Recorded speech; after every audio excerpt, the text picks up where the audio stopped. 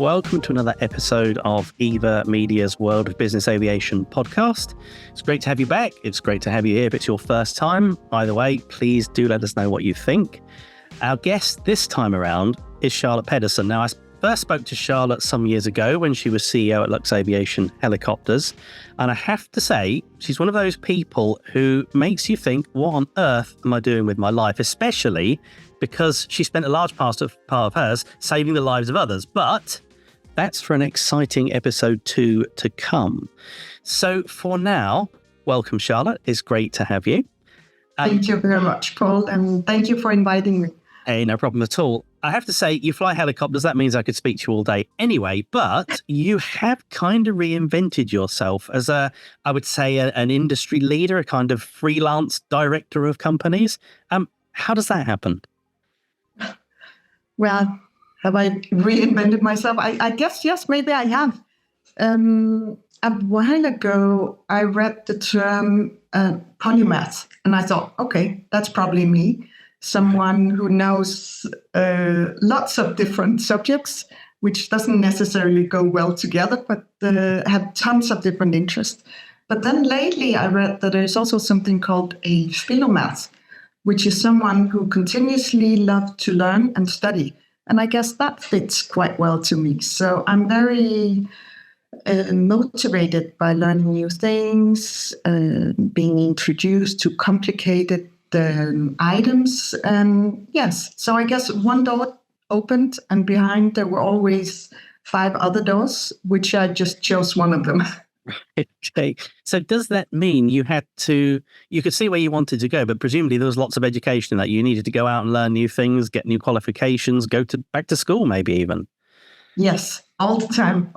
So I actually grew up in an artist family on a small island in the middle of the Baltic Sea in 1970s, on a farm even.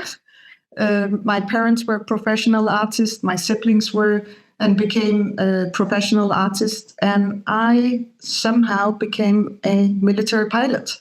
So it was not really something shown in the cards, I would say, when I grew up at that time. So, but back in, I think it was 1988, there was a small ad in the newspapers that the armed forces, the military were opening up for females to apply to become military pilots. And it was also described that with that, or as the initial testing, there was 1 week of tests, and I was in high school at that time. And that sounded really, really interesting to be away from high school for 1 week. So I applied. And at the end of that week, we were only 2 applicants left, and nobody told us whether we had passed or what it meant. They just said, okay, goodbye, have a nice weekend. And we went out, and there was like this paparazzi wall of journalists. And the next day, I was on the front page of all newspapers. And as you can imagine, I grew up on a small island, very anonymous. And suddenly I was on the front page of the newspapers. So it was quite difficult to say, I'm not really sure this was what I actually wanted to do. Can I just think about it? So 2nd of August, 1989, I was with my little suitcase in front of the Air Force flying school. So that was the start of it. There's our teaser, ladies and gentlemen, for our next episode. We know that Charlotte was a military pilot. We're going to tell you nothing else. You're going to have to tune in again next time. But since then, helicopters have figured in your career, but not constantly. I mean, if we take a look at your LinkedIn profile now, we can see several really well-known companies there. For example, you are chair of the strategy committee at Air Greenland. I mean, why Air Greenland, and what does the chair of the strategy committee do? So Air Greenland, and now you see my smile, Air Greenland is an amazing company. So I'll give you the background. So if you look at Greenland, the size of Greenland is almost the same size as India, actually. Wow. But the population is 56,000 people, and they live scattered around this huge area. But there's probably less than 100 kilometers of paved roads in Greenland. So Air Greenland is actually the infrastructure of the whole region.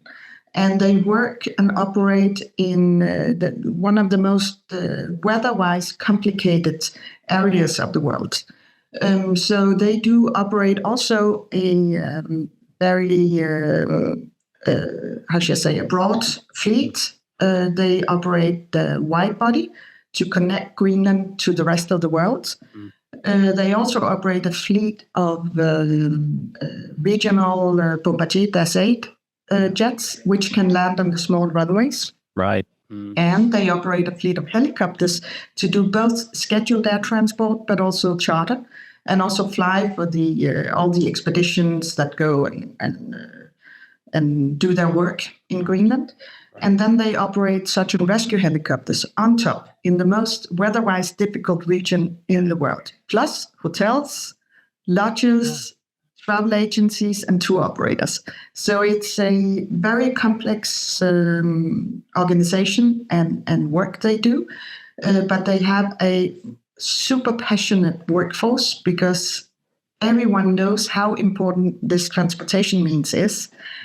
So it's extremely interesting to work with. So why the strategy committee? Well, Greenland is shortly opening their second international airport. So until now, there's been just one airport to fly into, but now in the future, there will be three large runways. Right. So that means competition will come in. And Air Greenland is a commercial company. But they have to still serve the infrastructure parts of the region, and at the same time compete on a commercial level with other airlines. So I got the chance to help them build up their strategy. With the view that I have experience in working with international environments and lots with competition, and how do you win the competition? Yeah, okay. And of course, they have helicopters too, which is an obvious. Also, yes. Okay. What a great example of a company where, there is some governments are saying, oh, regional aviation, we shouldn't be doing it because of carbon emissions, that kind of thing.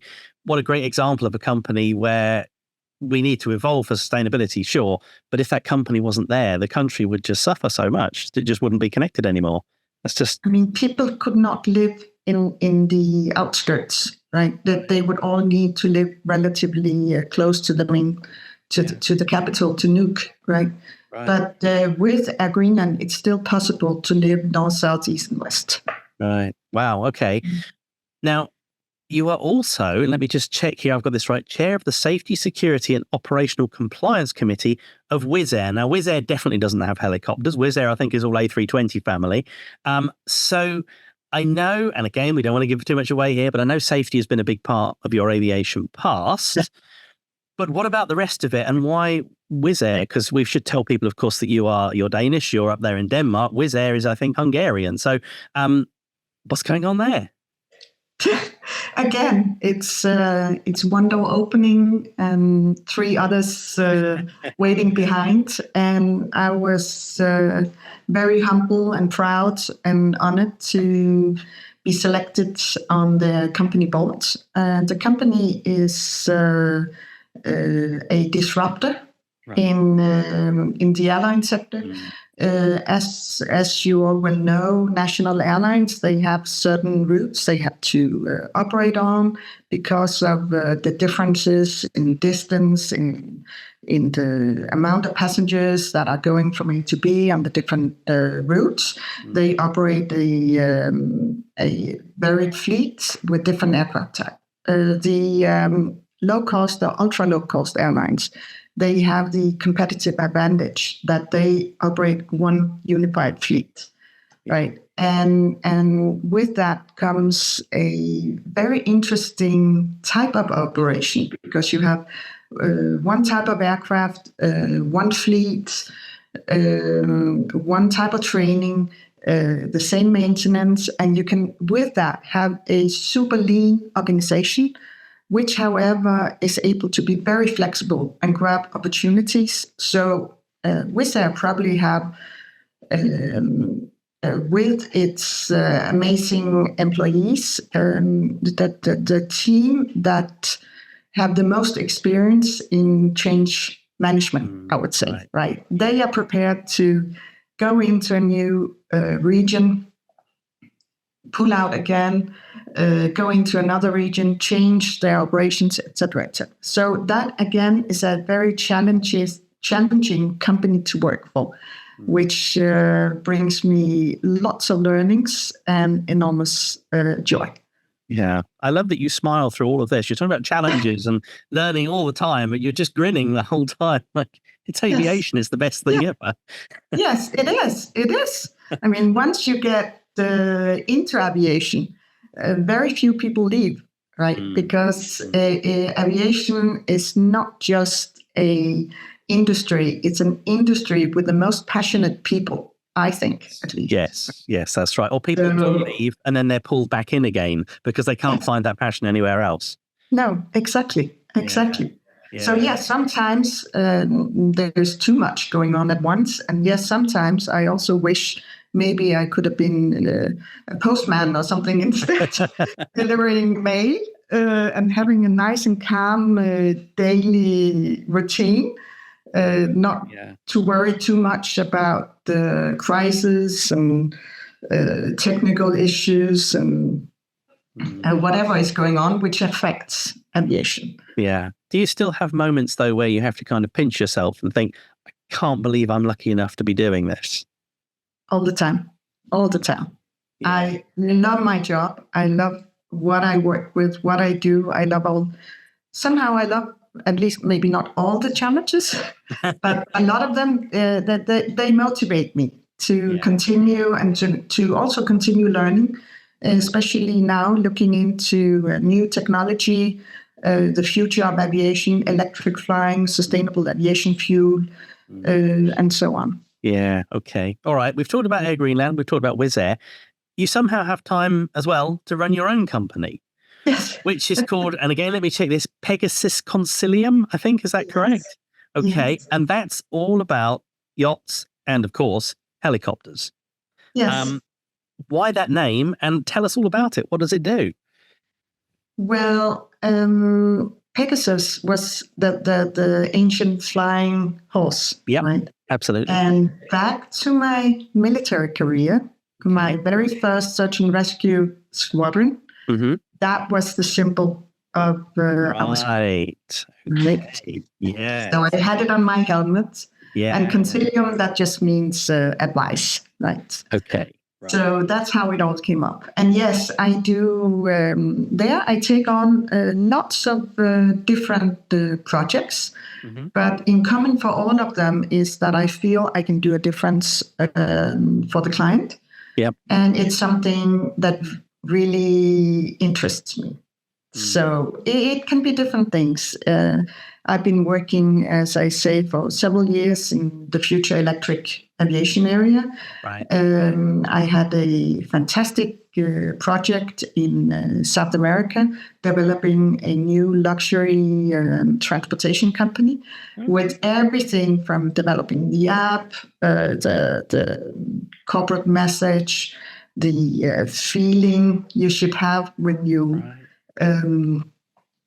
flew with this company, and how to, down to the pure basics. How do you manage a luxury transportation company? What is it that makes a difference? Right. Okay. And what about that actual putting helicopters onto vessels part of that story? Because you can't just fly any old helicopter out to a boat and land on the back. There is a lot more to it, especially from the safety case.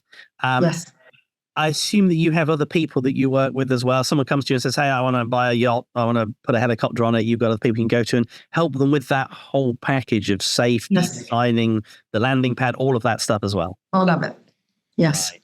Okay. So this came back from when I worked with Lux Aviation Group. So at a period during our development of Lux Aviation Group, I was asked if I wanted to develop a helicopter organization. And initially I didn't want to because I thought this is going to be difficult. Helicopters are very locally based, and it can be difficult to expand that and gain commercial advantages from it on an international basis or global basis. Yeah. However, there was one niche area, which were the very high-end helicopters that were based on the mega yachts and as such operated around the world. They were often, or a lot of them were connected to ultra-high individual owners or head of states, royal families, etc. So it's a niche area which requires lots of attention to details, attention to safety, to quality, to following regulations. Because once you operate it on the back of a yacht, it's most of the time a commercial operation in some kind. And the helicopter regulations are different all around the world. And you have to apply also maritime regulations. So it's very, very complicated to get this project right. So with that, throughout the years, I and my colleagues, we got to seek out the best suppliers, the best companies to work with to make this work around the world. And I, of course, continue to work with all these companies in my own company. Okay. I want to talk some more about helicopters because I know helicopters are your passion. I don't want to tell anyone how you learned to fly helicopters until episode 2, but I do know that you had a break from flying for a while and then relatively recently went back and started flying again. So the helicopters that you learned to fly on were very different to the helicopters you fly today. Yes. Oh, yes. So tell me a little, if you would, about why did you go flying again and what is it that you fly? Okay, so I will tell you why. And this happened actually in the UK. Okay. So I was at a meeting at a small airport and was going for lunch with a colleague of mine. And we walk alongside the apron and with all the small airplanes parked there. And one of the airplanes was a bright blue airplane with some strange triangles on the wingtips and a large engine. And there was a little person walking around, doing a walk around, a very tiny person, white short hair, pink cap. Right. And I thought while passing it, that aircraft looks like an aerobatic aircraft. Is that person a man or a woman? I couldn't really see it. And then I got too curious. So I turned around and went back and said, hello. And it turned out that it was a woman. And her name is Diana Britton.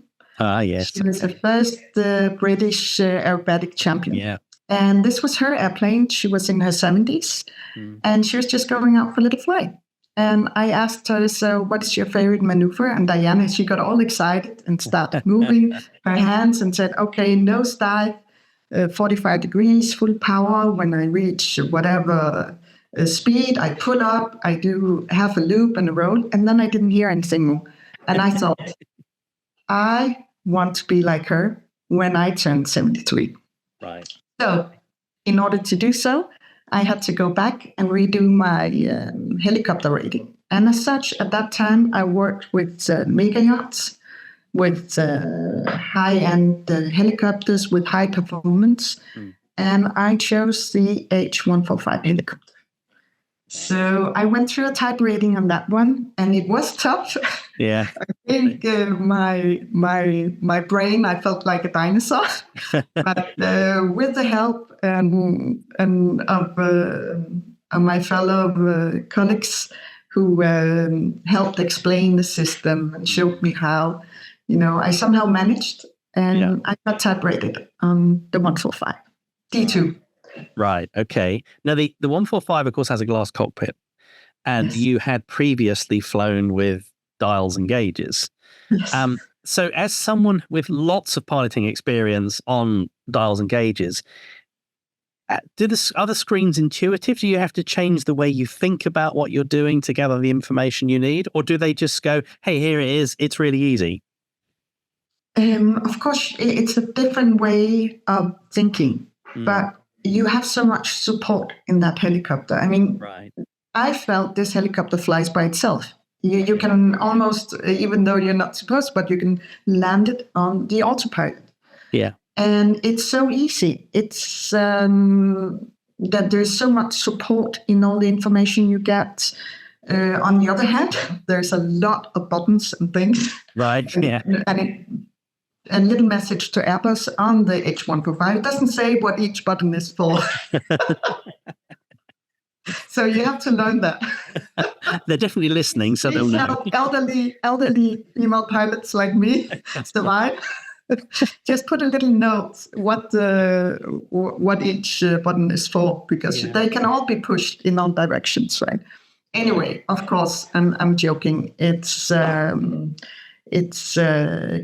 to fly the aircraft, the helicopter, and it's absolutely possible to learn it, even with my dinosaur background on the old gauges.